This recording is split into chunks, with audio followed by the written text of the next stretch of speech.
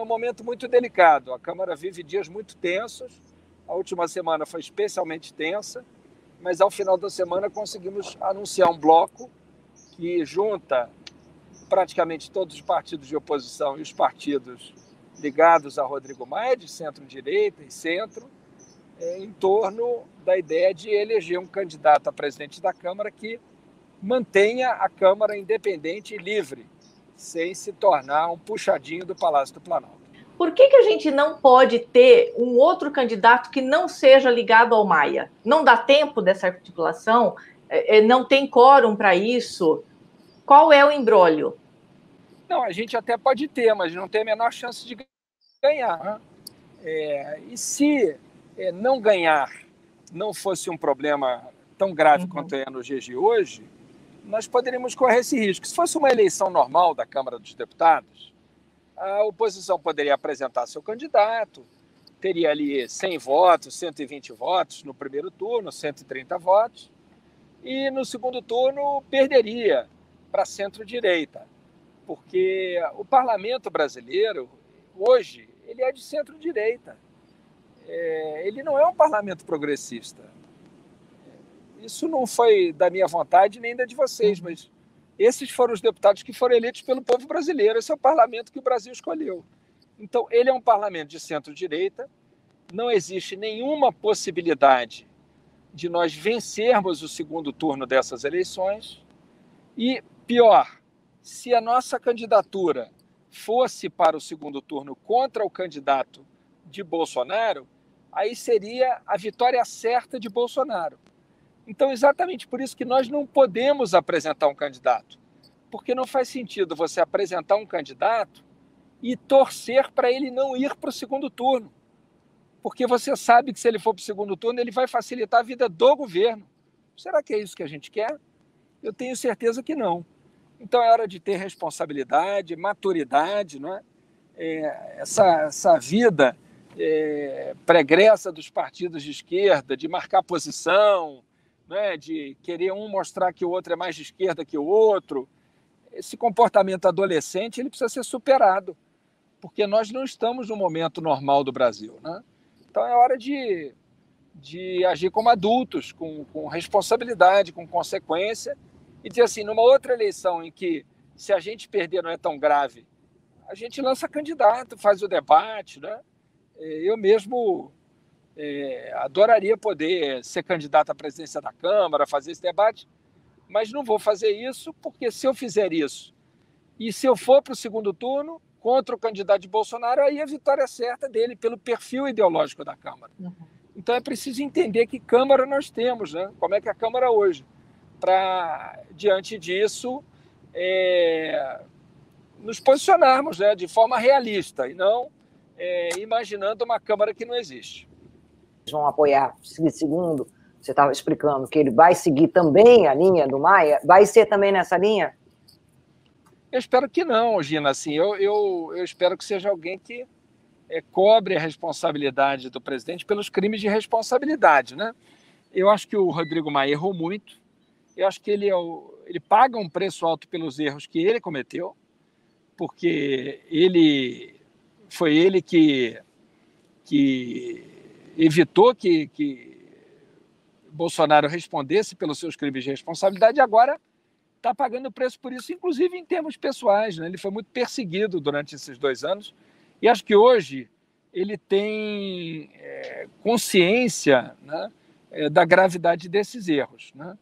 Agora, toda vez que alguém me diz isso, eu procuro mostrar assim, tudo bem, então não vamos apoiar o candidato de Rodrigo. Se vence o candidato de Bolsonaro, além dele não responder pelos crimes de responsabilidade, ele vai colocar uma pauta no parlamento que divida o país novamente.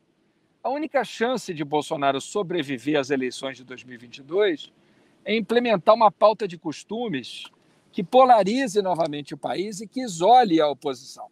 Então, diante disso, eu pergunto a vocês, vamos aqui imaginar, né?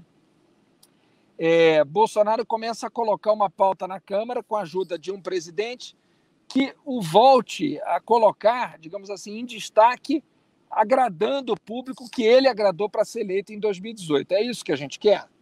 Porque a pauta neoliberal, a pauta econômica de direita, vai ser pautada tanto pelo candidato de Rodrigo Maia quanto pelo candidato de Bolsonaro.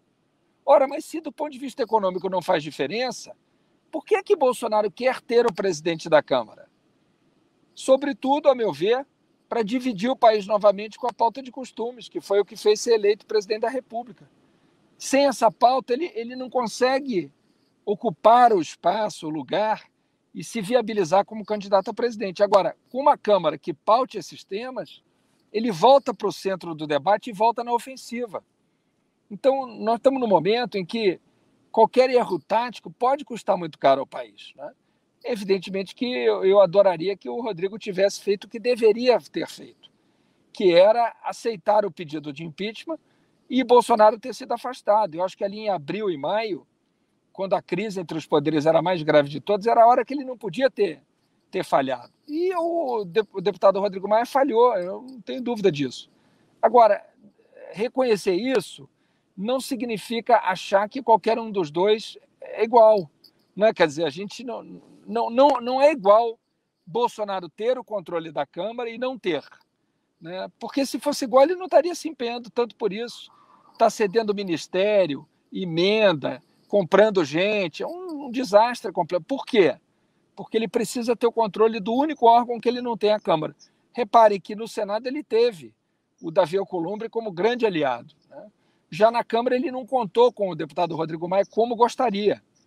Então, nós estamos precisando vencer essa eleição, né? E ela não vai ser fácil de vencer não, viu, Gina? Mas vai ser muito difícil vencer essa eleição, porque o governo está usando todos os instrumentos que tem para dar vitória a um grupo político que, mesmo sem isso, já ganhou várias eleições para a presidência da Câmara. Vou dar um exemplo para vocês. Severino Cavalcante. Naquela ocasião, esse deputado do Centrão, do mesmo partido de Arthur Lira, esse deputado foi eleito contra o Palácio do Planalto, que apoiava Luiz Eduardo Greenhalgh, governo do PT. Depois, para eleger Marco Maia, o PT teve que aceitar o apoio a Henrique Eduardo Alves, mesmo com o governo contra, presidente Dilma. E depois Eduardo Cunha derrotou o governo do PT, que estava fazendo o possível para impedir a vitória dele, com o apoio do Centrão. Eduardo Cunha foi lá e derrotou. Então, isso quando nós tínhamos o governo contra essa turma. Agora, imagina essa turma com o governo a favor deles. Não é fácil, não. É uma luta muito difícil. Por isso, não dá para lançar candidatura para marcar posição. E se tiver algum candidato de esquerda no primeiro turno, é bom que se saiba. Cada voto que for dado a esse candidato é um voto que está sendo tirado do principal oponente de Bolsonaro, que vai ser o candidato do grupo de Rodrigo Maia. E isso pode levar a uma vitória de Bolsonaro no primeiro turno. Se isso acontecer, a responsabilidade será de quem lançou essa candidatura e de quem apoiou. Porque esses 10, 15 ou 20 votos podem ser os votos que faltem ao nosso candidato para impedir uma vitória no primeiro turno de Bolsonaro e para criar um clima de que nós vamos ganhar.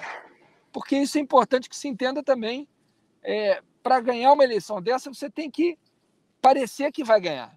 Tem que criar um clima de que quem vai ganhar o lado de cá. Porque muitos deputados votam naquele que parece que vai ganhar. Então, nós temos que dar essa impressão agora. É verdade, infelizmente é assim. Então, não podemos entrar fraco nessa disputa. Se a gente entra com um candidato do governo com um apoio de 250 deputados, 230, 220, e o candidato do Rodrigo Maia entra com apoio de 140, e o candidato da oposição com 130, na cabeça dos deputados, o Bolsonaro já ganhou. E isso nós não podemos permitir de jeito nenhum. Porque se o Brasil está ruim, com o Bolsonaro sem controlar a Câmara, imaginem como será quando ele controlar a Câmara, se controlar. Vai ser um desastre muito maior, podem ter certeza.